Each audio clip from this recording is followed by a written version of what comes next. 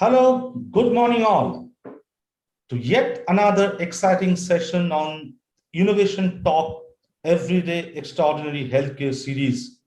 This edition will be focusing on Eastern India. This Innovation Talk webinar series is organized by APAC News Network and supported by Schneider Electric. We all know that resilient healthcare infrastructure is no more a mere option. It is now a top necessity. The pandemic has shown that more than ever. Conducive policies, implementation of policies effectively, leveraging technology and innovation, upgrading both primary and critical healthcare infrastructure, patient safety, and hospital infrastructure, all this now must be given the most priority.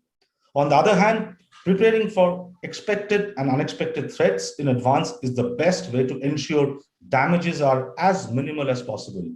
Healthcare facilities can prepare by integrating smart technologies into existing infrastructure to improve the safety of all occupants at all times. Adopting innovative technologies enable healthcare leaders to utilize smart infrastructure for improved safety. Building on sustainability and resilience are the most important attributes that healthcare infrastructure and hospitals need to stay flexible, adaptable, fully functional, and safe in dealing with everything from utilization fluctuations to natural disasters. Today, it is more essential than ever to be able to predict and plan the future so professionals can be ready for the everyday events and extraordinary circumstances that healthcare invariably involves. Let us look at some extraordinary stories of challenges that our healthcare leaders experience and set a precedent of preparedness of healthcare for future. Let's have the video, please.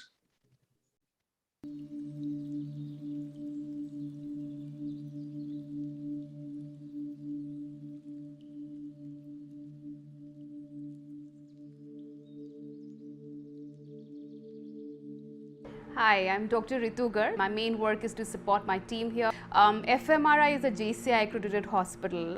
So we do have some level of preparation for the expected disasters, let's say an earthquake or a flood or a fire.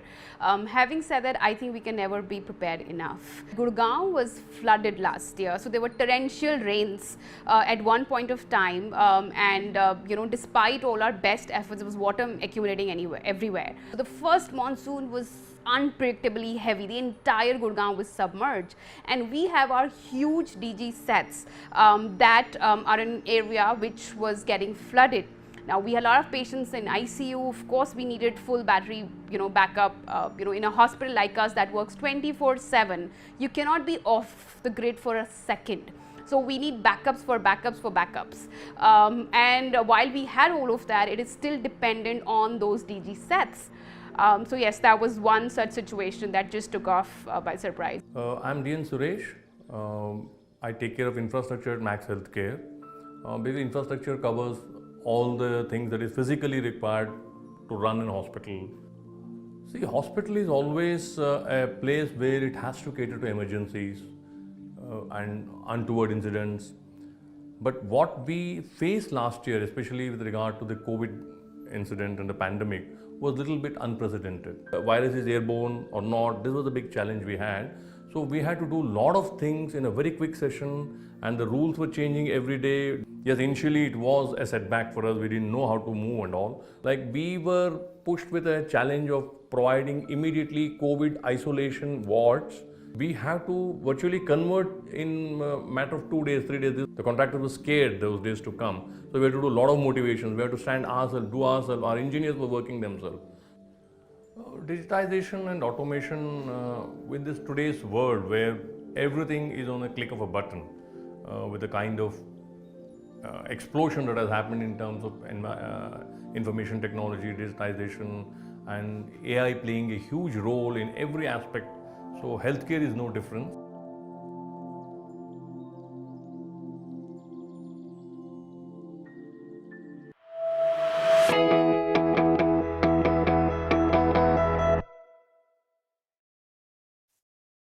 You just see the video. You've seen the experience, what it means to be everyday extraordinary healthcare.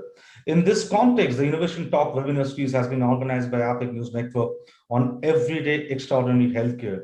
with a special focus on Eastern region for this session, its present healthcare infrastructure, future, and the importance of technology innovation along with safety. And for this edition, we have eminent speakers with us. Let us welcome our esteemed speakers. It is indeed our honor to welcome Dr. B.K. Mohapatra, Director, Directorate of Health Services, Ministry of Department of Health and Family Welfare, Government of Odisha, who will be delivering the keynote address in the webinar. We welcome Dr. B.K. Mohapatra. We're also joined by Mr. Sanjay Sudhakaran, Managing Director, Schneider Electric Infrastructure Limited. We welcome Mr. Sanjay. Thank you so much for joining us today. And we're also joined by a very special guest from Kolkata, Mr. Rupak Barua, Group CEO, AMRI Hospitals. We welcome all our esteemed speakers. Before we ask the first question to Dr. Mohapatra, let me give a perspective on what these three speakers are all about. Dr. B.K. Mohapatra have done his MBBS from MKCG, from SCB, done his course on the hospital administration from NIH FW, and he is in this government peripheral service since 1986. He has served in various districts of Odisha, especially in tribal areas of Koraput for 22 years. We welcome Dr. B.K. Mohapatra. We're also joined by Mr. Sanjay Sudhakaran. Sanjay is with a vision stemming from deeply embedded belief that what is right for the environment is right for all stakeholders. Sanjay Sudhakaran aims to contribute in building a sustainable and efficient ecosystem through his career. We welcome Sanjay. We're also joined by Mr. Rupak Barua, Group CEO, AMRI Hospitals. Mr. Rupak Barua is a name well known in the healthcare sector in India. He did his post-graduation in marketing and successfully completed MDP in hospital management from IIM. In a career spanning more than 3 decades, he has led several teams in major corporate hospitals across Kolkata. We welcome Mr. Rupak Barua. With this, let us ask the first question to Dr. B.K. Mohapatra, who will be delivering the keynote address. Dr. Mohapatra, my question to you will be that, what promising advancement do you see in the health infrastructure with the dawn of the digital age? Your thoughts on that, Dr. Mohapatra. Good afternoon, everybody. Just before some time, we saw a concern of doctors who are working in the field regarding the infrastructure, regarding the requirement of an emergency. And we very well know when the COVID came, it caught us off guard. We were not prepared to face a pandemic of this stature, and we are not ready so far as the infrastructure is concerned, our preparedness is concerned. And as my previous doctor, he told, they have to prepare a COVID special ward within 2 days. How horrendous is for all the health administrators to put everything in place so that an effective delivery will be done. That is a concern. Definitely, technological advances should be there, not only in the patient care, but in also infrastructure development and creating a sudden emergency infrastructure so that you do not depend on the usual civil work, usual construction, and as army does, and some of the other states also, other countries did, to build an infrastructure with a technological advanced thing and put in place so that the requirement of the emergency will be met. Number one. Number two, because I hail from a government sector, I have to admit there are a lot of constraints in giving a proper infrastructure into our place, because it was we have to admit it was order of the day. But of late, we are into a planned system. We are committed to give the patient a quality care, which includes the patient safety as a major component.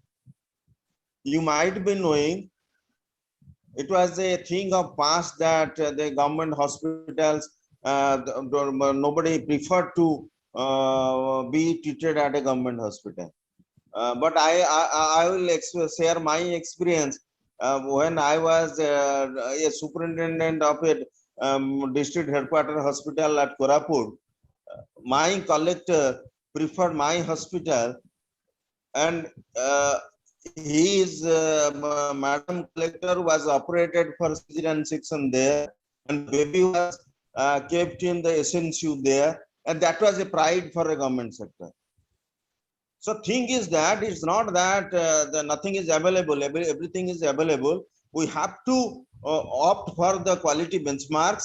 We have to upgrade our infrastructure. We have to incorporate the technologies so that the outcome will be better appreciated. I do understand there is a lot of constraints in government sector because there are a lot of your flexibility in private sector, but in government sector there are a lot of constraints. But the government sector is moving on, and they are incorporating technology, creating infrastructure, creating mode of treatment, taking teleconsultation for betterment of the patient. That's it. Right. Very important points raised by Dr. Mohapatra. You have rightly said that technology advancement should not be only thought of about when it comes to patient delivery, but also patient care delivery, but also is important for the infrastructure. When you talk about upgrading infrastructure, leveraging technological enhancement and innovation has to be there. There are constraints in government sector, but I'm sure a person like you who is leading the healthcare infrastructure domain for especially for government ecosystem in Odisha, a lot of good things will be there in the Odisha. I'll come back to you, Dr. Mohapatra. Let's have a perspective from the private hospital ecosystem and talk about hospital infrastructure, resilience, hospital infrastructure. Let me ask this question to Mr. Rupak Barua. Mr. Rupak, how can MRI hospital transform their existing infrastructure to an extent that it can enhance the patient safety and ensure their infrastructure stands resilient? Your thoughts on that? Just to let us understand that for the healthcare industry, the COVID-19 pandemic is more than a black swan event. It's a global experience that has forever changed the industry as we known it, and we have delivered so far these decades together. Now, there is the patient's trust actually during this time has been eroded, and their anxiety, uncertainty, and grief will require ecosystems players, rightly have mentioned, to fundamentally transform the ways that services are delivered. If they are effectively address the gaps exposed by this crisis and rebuild the confidence in the system. That is the basic part. Now, this COVID-19 during this pandemic time, the last year, it was a very, very challenging time. We all, the healthcare sector, both private and government, both we had gone through. We had navigated a very, very rough weather. The problem was that we were not having any idea about this virus. We were just overhearing that there is a virus, there is a discussion was going on in the December, Jan, Feb, but it is going to hit the country like this way, we have never expected. Anyway, that is the started the journey actually. So far, AMRI hospital is concerned, I do remember then we had a meeting, all private hospitals, we had a meeting with our Honorable Chief Minister, and she was mentioning about this pandemic and all those things, and all will have to gear up, and all both private and the public. Yes, of course, government is trying their best to deliver their healthcare, but private also has to be well equipped. And very, unexpected way, the next day I got a call from this one, that is one of our hospitals, because we are having three hospitals in Kolkata and one in Bhubaneswar. Now, so far the Kolkata is concerned, this our government has requested that one of the hospital you should convert into from the private sector to convert this one hospital as a COVID hospital. So that was a very surprising move and unexpected way. But yes, of course, we took the challenge and we started converting the hospital into a COVID one. And as there's mentioning earlier that there is no time actually. In 2-3 days time, we'll have to convert because no one is giving any time because patient already started coming. So in a couple of days time, 3 to 4 days time, we converted the hospital into a COVID one. Then they were creating our SOPs, protocols for the treatment. So those things actually started and we started treating patients. We initially we had started with 55 beds in our AMRI system, both considering your general bed category and the critical care. But over the time, in our group actually, including Bhubaneswar became little late because there was a government initiative that government was trying to handle the situation very, very efficiently. The government has taken up the situation. In Kolkata, because of a large population and started very fast. So we increased our bed strength from 55 to almost 300. Now, over the time, we started also, learning the procedures, system, processes, and we started treatment. The second part, what we did actually to handle the situation, because it was an unprecedented situation. So we started this your home health care because we could understand that that's more of the patients who are asymptomatic, they don't need any kind of admission. So what we can think of? So this is the innovation that this from the one thing that we actually learned from this your COVID, how fast we can innovate. And without much of time actually, we started innovating ourselves and we started this your home healthcare and digital healthcare. Means we started treating the patients through the digital one virtually, and the patient, those who are not having much of symptom, so they are staying in the house and we have started treating the patient. Now the second part is, if there is some kind of a patient, asymptomatic patient, but started showing some system and there is no bed available, both private, public, absolutely is a chock-a-block so far the patient is concerned, because there's a huge demand started. And then we started this your satellite center. So many of the hotels we converted as a satellite center, and we almost increased another 300 beds just in the satellite center segment. That was the journey actually. So we started treating the patient. We started then the home health care. So for the asymptomatic patients, for the asymptomatic but mild symptom patients, we started this your satellite center where we created a mini hospital, doctors, nurses, and all. Even we have converted one of the large stadium, that is the Salt Lake Stadium, one of the largest stadium actually, we converted to a satellite center. Government has given us, and we converted that as satellite center.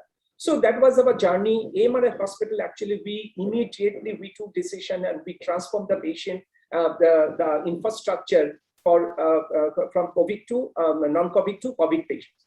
Now, during this year, the journey, we could understand there is a large number of patients, particularly in the senior segment patients, senior citizens populations. So they are not in a position to come out from the house, and how they will address their day-to-day basis requirement in terms of medical advices and all. So that was also a very challenging one, because there is no patients were coming in the OPT. Everybody was very scared to come to the OPT. So we started the virtual healthcare. That is a major part, that virtual healthcare we started, and immediately within a short span of time, we created this kind of an infrastructure where the part day we started hundreds of patients treating through this virtual system. One of the major challenges we had faced, that is a supply chain.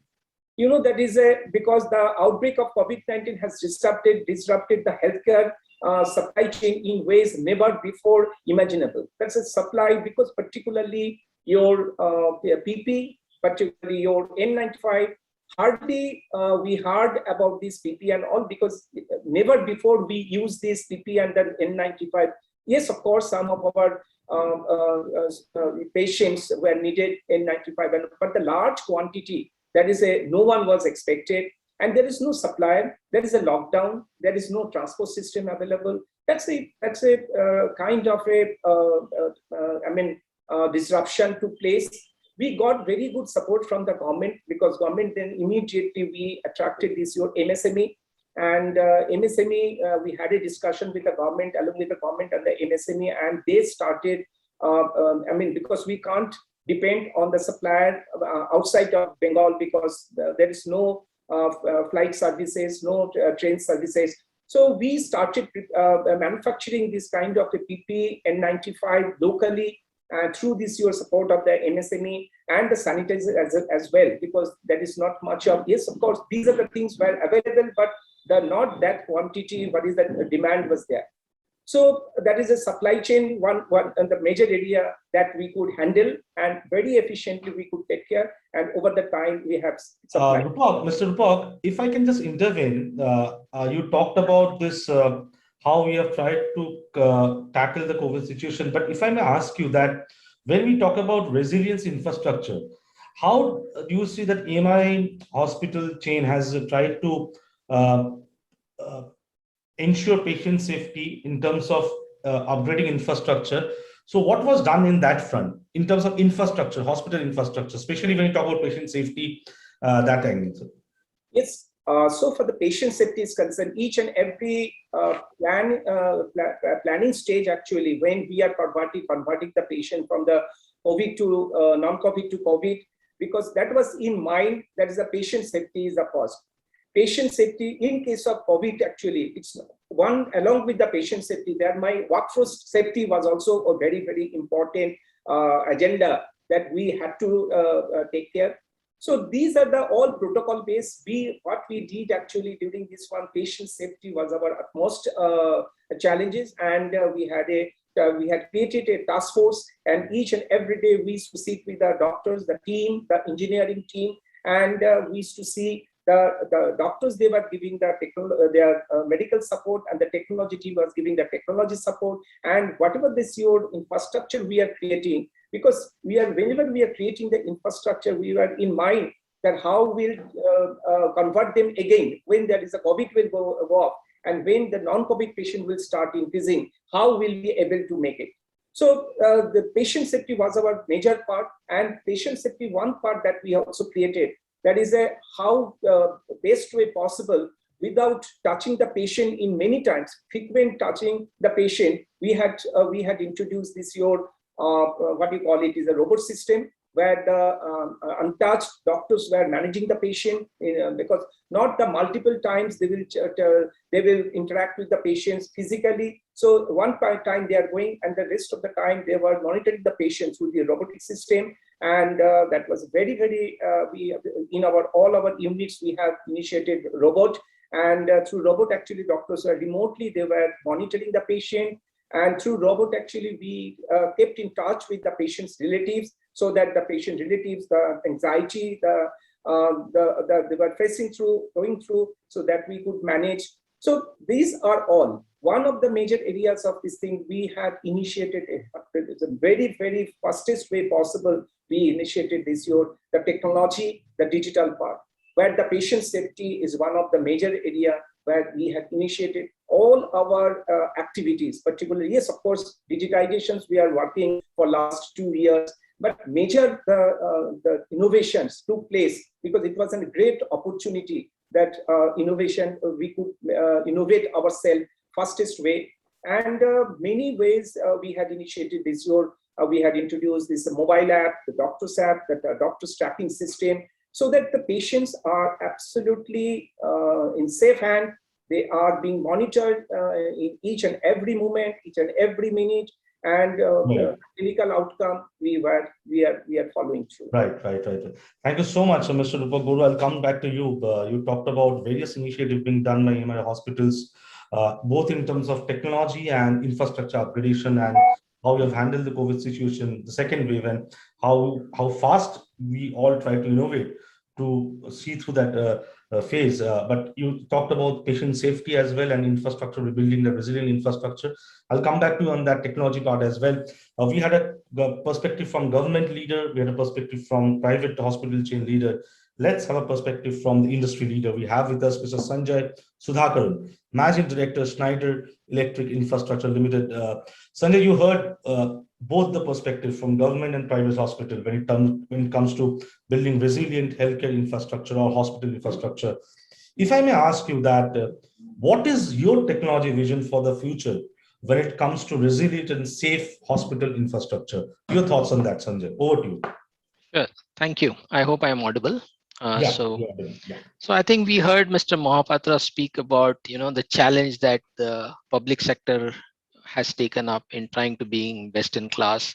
We heard Mr. Barua speak about how they are investing in infrastructure and technology to make sure that we are able to meet every possible calamity that can come upon this country. But what I would like to also add to this is their collective view put together. What we must understand is that how precious our resources are in hospitals, whether it's people, whether it's doctors, or whether it's the investment that we put into the hospital. Typically, we are currently spending around 1.5% or 2% of our GDP on healthcare. The government intends to step this up to around 3% in 2022. But we know that advanced countries spend almost 7 to 10% of their GDP on healthcare. So we have a long way to go as far as our spend on GDP is concerned. Now that we spend less, we must make sure that our spend is more efficient. The sad part is that we lose almost 1,000 crores a year just because of fires in hospitals alone. Now that brings us to this question as to, is our infrastructure resilient? Is our infrastructure more safe? And also, I would not like to ignore the comfort factor here, right? The comfort factor of the patients and the doctors. We saw how stressed doctors were during this pandemic. The way they were talking on national television, you could see the way they were completely stressed out because of this situation. So safety, resilience, and comfort are all three important aspects as to how do we handle that. Now, coming to technology, what would we like technology to do? We would like technology to be able to predict in the future as to what's wrong with our system, right? We'd like technology to predict whether our electrical systems are behaving the way it is supposed to behave, because there are always advanced signals that these are about to fail, but we fail to notice them because of manual error. We do not notice them because the day-to-day pressures that the maintenance team is under. So we need intelligence. We need intelligence to tell us whether our systems are going to go wrong in the future or not going to go wrong in the future. So we need to make sure that the resources that we put in, the air conditioning equipment and all other electrical infrastructure that consumes so much of power, are very efficient. We must make sure that harmonics, which is a silent killer, does not damage our equipment. And also we must be able to track all our equipments in the hospital infrastructure to make sure that they are absolutely protected and tracked and safe. So that is where I would say, from a futuristic perspective, we would like technology to play a very large role in trying to become predictive. So I would stop there. A very important point said by Sanjay. Almost 1,000 crore loss in a year in terms of when you talk about fire in hospitals. That's a huge loss, and how to stop that. I think there comes the role of technology to predict this kind of things not to be there. And most importantly is that technology has to be used seeing the future, not only present, but how the future will look like, and predicting through technology will be of very important part for building that resilient healthcare infrastructure. That's what Sanjay was trying to tell. I'll go to Dr. Mohapatra. Before that, let me ask a question to Sanjay. Sanjay, reliable power is the backbone of any infrastructure, especially hospital that needs to run 24/7. What are your thoughts on that? How you're planning, or what are your plan on that? How to ensure that reliable power is there always for energizing infrastructure 24/7? Your thoughts on that?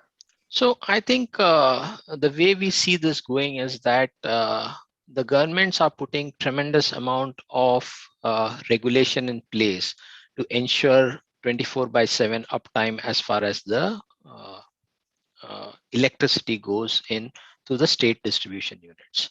Okay, they are also emphasizing on the quality of power to make sure that there are no large disruptions caused due to bad quality of power. So these are some of the aspects which have been taken up by the government to make sure that the distribution companies of power step up to the norms that are internationally accepted, and there is a lot of work going on here. Now they are also digitizing. We are partnering with them on digitizing in that particular arena as far as power and grid is concerned. Now there is another trend that is coming up is the distributed generation and distributed storage and distributed usage of power, which is to use of different other means such as solar, wind, etc. So what actually happens is that you need to have dual sources of electricity. For example, we heard about a calamity in the US where a complete state went out of power, including the hospitals, for 3 to 4 days because there was a hurricane. Now, these are things that can happen in India as well, and we can't imagine a hospital and an ICU not functioning without power. So distributed generation and distributed usage of power is also going to come in, and you're going to have alternate sources of power that is available. What's going to happen is it's going to make the grid more complicated, and that is where we come in with our advanced grid management software. We can help the customer manage his grid better by choosing the most efficient power at any particular point in time, whether you want to generate and sell power, whether you want to self-consume, or whether you want to use alternate sources from somewhere else, so that you always have the necessary backup and you always are able to run your facility in the most efficient manner. I think that's where again technology seems to be going, and it's very important to have dual source power. Right. Distributed generation of power, that can be a concern in future, and that's where you said that grid management software will be playing a very important role, and for present as well as for future. I'll come back to you for that. Let's have a perspective from Dr. Mohapatra again. Dr. Mohapatra, you heard Mr. Rupak, you heard Sanjay. If I may ask you that, what role do you think technology can play in making healthcare infrastructure and hospitals safe in Odisha while ensuring resilience in the face of unforeseen circumstances? Your thoughts on that? I have heard everybody. What I told initially, technological advances are a must. But the thing is how much you can incorporate that technology into the present infrastructure and get a better outcome. The infrastructure of AMRI hospital and infrastructure of a public sector hospital or a government hospital, there is a lot of difference. But in the available infrastructural resources and infrastructural availability, you have to innovate and incorporate your technology. And what Sanjay ji rightly told, that prediction and maintenance. We know in government sector, we know there is a dearth of human resources, but we have to multi-skill them, give them technology so that they can improve upon their deliverables. Number one. Number two, when you go to equipments, our state has done a centralized equipment maintenance system, so that a outside agency, dedicated agency is roped in. And our earlier something happens to our equipment, we used to write letters, get a feedback after 10 days. By the time it is repaired, it was 1 month or 2 months. But now with technological advances, we are able to send an SOS to the persons concerned for the equipment maintenance within 30 seconds, 1 minute. And the response time is 48 hours, 24 hours, 48 hours. So this is a great achievement while you incorporate all the technology to this. Number two, that our government has taken up seriously, and 90% of our hospitals, major hospitals, are with dedicated feeders. There is no power trip unless there is a crisis or a natural disaster. We do not have power cut to our hospitals. the alternative things like solar energy and all, they should be considered so that the power backup is not felt by the service providers, and the service is continuous. So all these things like telemedicine, we learned a lot during this COVID pandemic. Earlier there was telemedicine, there was fixed telemedicines. People are getting benefit. People are getting benefit from this telemedicine for their illnesses. But COVID really, as Dr. Barua told, it is opened up telemedicine, and by establishing telemedicine network from the periphery to the tertiary care level, we could communicate with the patients who are in home isolation, the patients who are in CCCs, and the patients who are in DCH. And the service provider also, they were communicating with the attendants of the patient, which is a major component of a good service delivery.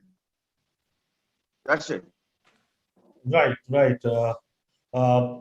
You talked about three core areas. One is upgrading workforce, skilled workforce with technology and making them technology-enabled skilled workforce.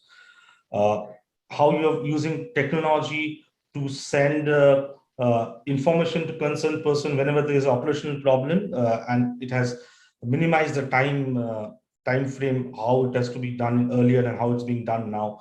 And also, you talked about dedicated feeders in 90% of hospitals in Odisha to manage the power cut problem. And there also innovation and technology can be leveraged in a better way. And for that, to create that bend of mind to discuss on various aspects of efficient energy use and using technology, this webinar series, Innovation Talk series, has been organized. Let's have a perspective from Mr. Rupak Bora. Mr. Rupak, what are the benefits of smart and connected technologies in ensuring a hospital runs smoothly and delivered uninterrupted care? What potential do you think digitizations hold for enhancing resilience in AMRI hospitals? If you can shed some light on this, benefits of smart and connected technology. Benefit of smart technology, that is a number, is you cannot count actually, many ways benefit. One thing that, as I mentioned earlier also, that is, despite the many devastating impacts of this year COVID-19 crisis, it does present the healthcare sector with a powerful opportunity to innovate and get a very, very quicker space. And in some ways, I mean, as a reinvent actually the way we used to deliver the healthcare before. So that whole healthcare delivery system has been interrupted, and we could understand that how better way we can deliver the healthcare, both in terms of safety and the clinical outcome. Now, whenever we are talking about the safety and the smooth running smart hospital, there is a two ways actually. But as Mr. Sanjay was also mentioning, the technology in terms of the infrastructure, which is extremely important. So whenever we are talking about technology, there is a two ways, or digitization in two ways. One is to treating the patient's outcome, monitoring the patients, and patient experience, patient's journey. That is a one part. And the other part, to facilitate your patient's journey, actually, there's an infrastructure to be a technology enabled. That is very, very important today. Patient safety is the first and the last.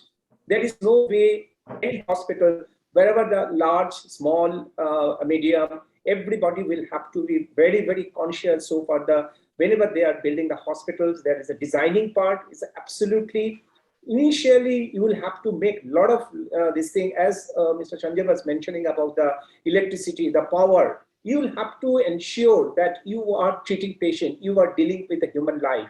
And you will have to see the best possible way how you can enable the system. Absolutely, it is a technology driven.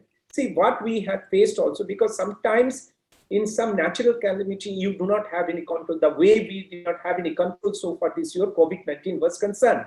Now, what happened in our Bhubaneswar, only Odisha, there is a, 2 years back, there was a cyclone, and our hospital, yeah, our Bhubaneswar hospital is a large hospital, is a 400 plus bedded hospital.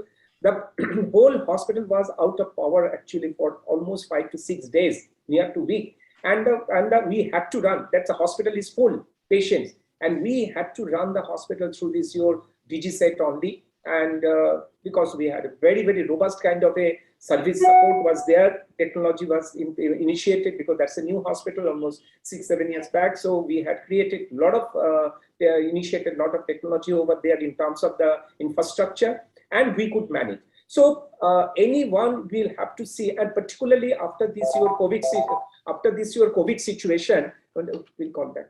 After this COVID situation actually, and this actually we could understand that each and every step which you are following, you'll have to, there's a plan A, plan B, you'll have to have a supporting plan as well. So that is one part that we could understand, because anytime anything can happen. See, from the non-COVID to COVID creation, where there is a lot of medical protocol is involved, and from the COVID to non-COVID again, because that's a patient safety is concerned, because COVID and the non-COVID patients, senior patients, each and every bit of this your services actually, it has to be technology driven. So we have created a lot of digitizations part. So far the patient is concerned, patient safety, less contact with the patient, less better way how we can give the all the patients outcome to the doctors without just a click of the button. Actually they can get all this kind of thing. The other way also, because we are dealing with large number of critical care patients, particularly in the second phase, we could understand that in short span of time, from April 15th to within this year, May 15th actually, the number of patient shortages is 10 times. And mostly that is we all know that in the second phase there's a disruption of the oxygen supply. There is though we did not face much of oxygen supply because we have created a robust kind of a system over the time, but it has happened. I'm not talking about my hospitals, I'm talking about as a whole healthcare ecosystem. These are the areas, patient safety or the technology in terms of your infrastructure is an oxygen supply. It has to be robust and monitored properly. All your biomedical equipments absolutely has to be in the digital base, so that any equipment is malfunctioning and all, because there is no compromise. You cannot compromise. This is zero, like your Toyota, the Japanese technology, this is a zero error kind of a situation. You cannot compromise. 0.001% also you cannot compromise. So in that system, in that kind of a situation, you have to be very, very, future planning you are making. That has to be a very robust plan. So for the patient safety, this is the prime your concern for a healthcare service provider. You'll have to take care of the patient, both in terms of his clinical care and all kind of a safety support system, mechanical system, engineering system has to be robust through this your technology, so that less manpower, less smart hospitals which you are mentioning about, that is the less way, but you are giving maximum support, maximum benefit to the patient. Right. Quite insightful, Mr. Rupak Bodo. If I may ask you, before I move to Sanjay, in terms of energy infrastructure for a hospital, sustainable energy ecosystem has to be there. What are your thoughts on that? Where do you see the future going, and what kind of work being done in AMRI in that front as well? There is a major way we are now working out. That is the second alternate source of electricity supply. That is a solar system. That is one part. So one is the power system. That's the major important part, because the whole healthcare system, both infrastructure and the patient safety, runs through this your power system only. That is one part. And the other part, if in case of the funny situation, or in case of in Bengal there was an Amphan situation, there is a cyclone, and these things are happening without any all over the world it is happening. So you must have a second source of power. That is the only alternate way. That is a DG. Of course we have the DG. That's so I will that we have invested a lot in terms of the DG set and all. We have all revamped our DG, and because this DG system is very important. The DG also, there should be an alternate supports also. So one DG will run if suppose in any ways in any kind of a disruption or any devastating situation, if the power is out of your system for a couple of days, so you should be capable enough to manage the hospitals through this your DG set only. That is your alternate way you can run the DG. So that is one part. And the other part also, that is your solar system. So that is a support system. Some of the system, yes, of course, you will not be able to manage with the solar system, but some of the systems you will be able to manage. That is very, very important in any kind of a healthcare support system has to be there. Right. Thank you so much, Mr. Rupak. Coming back to you. Let's have a perspective from Sanjay. Sanjay, you heard both Rupak and Dr. BK Mohapatra as well on their vision on technology and infrastructure. How does technology infrastructure, how does technology ensure hospital infrastructure uptime and safety? How do you see that? Your thoughts on that? So how I see this moving is that we are putting more and more digital content into whatever we put in our infrastructure, more connected products, more software, etc. Now, what this is leading to is kind of a data chaos. And we heard Dr. Mohapatra speak about the fact that we are short of resources. Now, everyone is short of resources. We are a large populous country, but the bottom line is, do we have the skilled manpower, the right people at the right place? The answer is no, we don't, right? So we have to depend upon some kind of artificial intelligence in terms of what we need to do. Now, that's what we are trying to work on the technology front with our EcoStruxure platforms. EcoStruxure is a kind of what do you call as a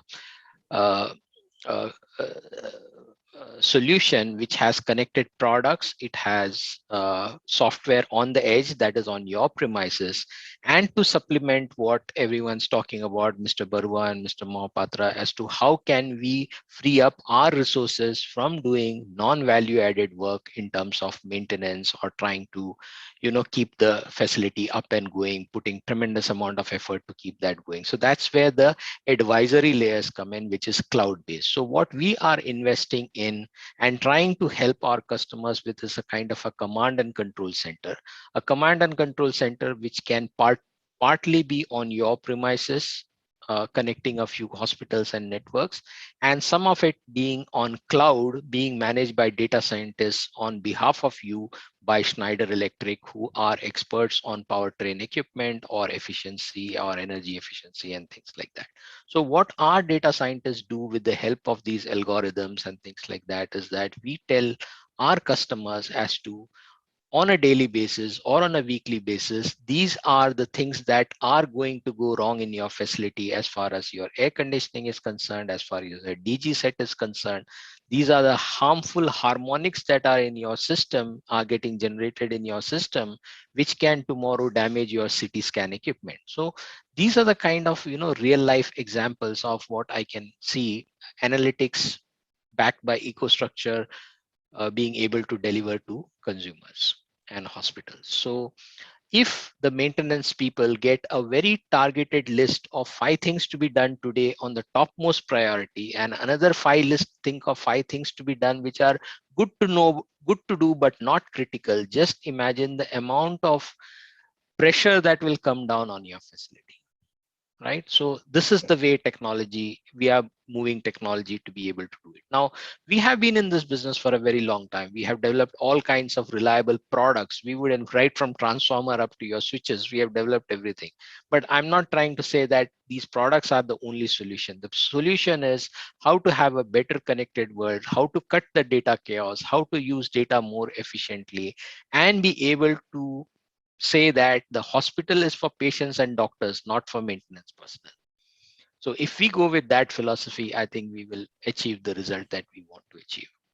Right. A very important part when you said that when you talk about command control center, one part can be in the client part and one can be managed by Schneider through cloud.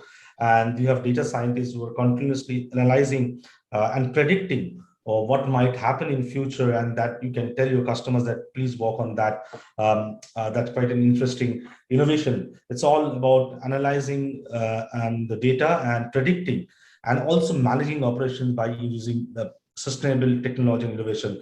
That's what Sanjay was trying to tell. I can say plethora of questions here in Q&A section. We cannot take all, but Let me take one question first. Let me ask this to Sanjay. Sanjay, I see a question when I see that I can see a question in which I can see that someone is talking about that often power supply line is not strong enough to take the sudden increase in the power load.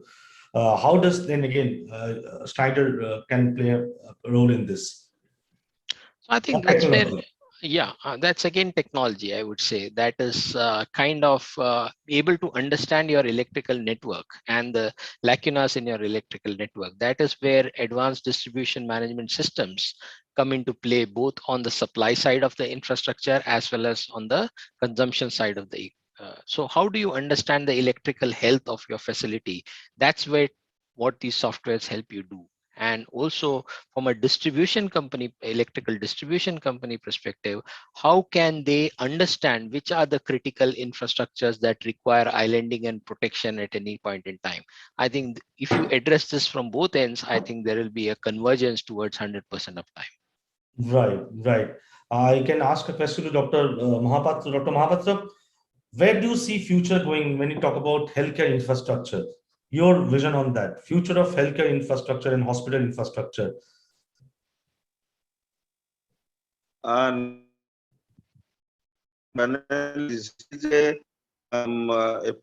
this has to be that we have to, along with the old concepts of infrastructure planning, infrastructure maintenance, infrastructure equipment, the technology has to be there to play a role. Like Sanjay ji told, the predictive thing is a real thing which you can trigger a system to act very fast, so that the service delivery is not broken. And technology definitely has a role. And but this will be gradual. This will be gradual. Maybe in corporate sector it will be fast, but the government sector, all governments are adopting these technologies now.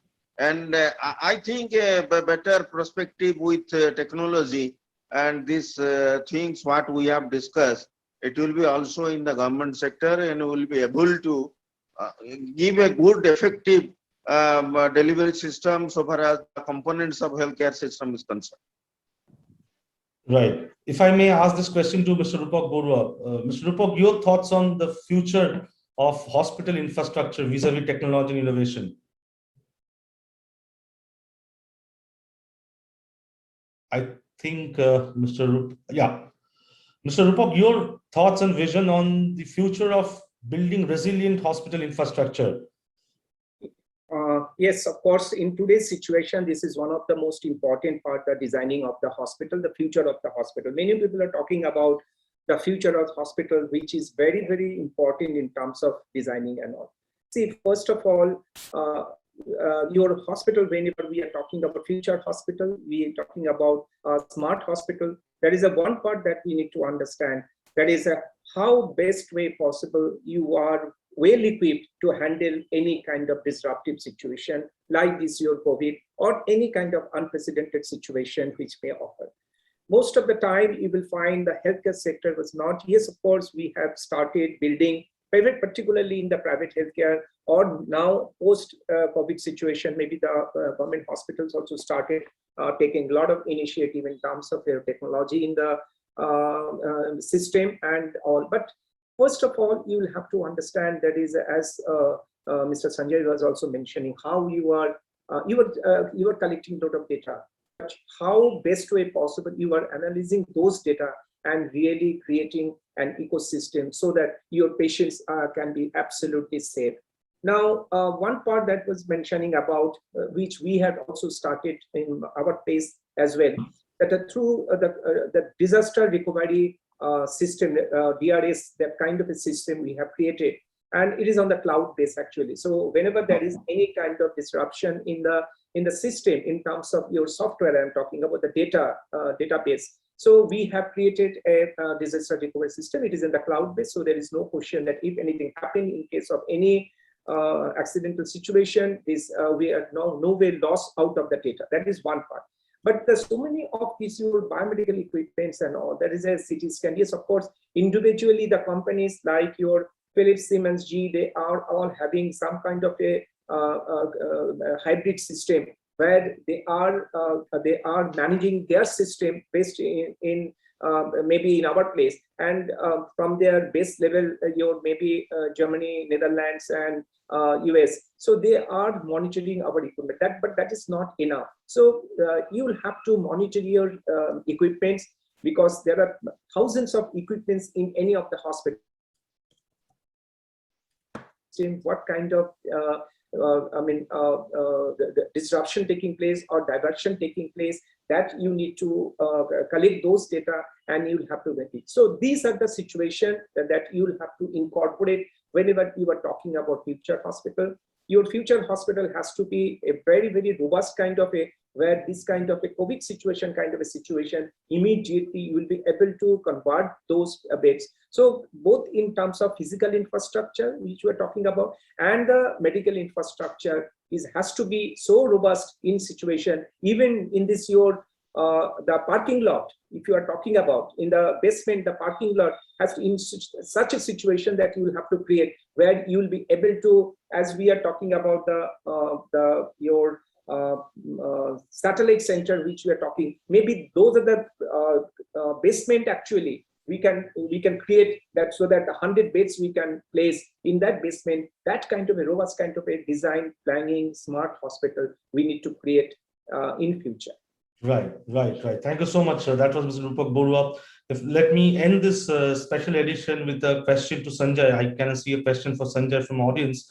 Sanjay, a question from audience has come that from a smart infrastructure perspective, what are the requirements for digital hospitals in India?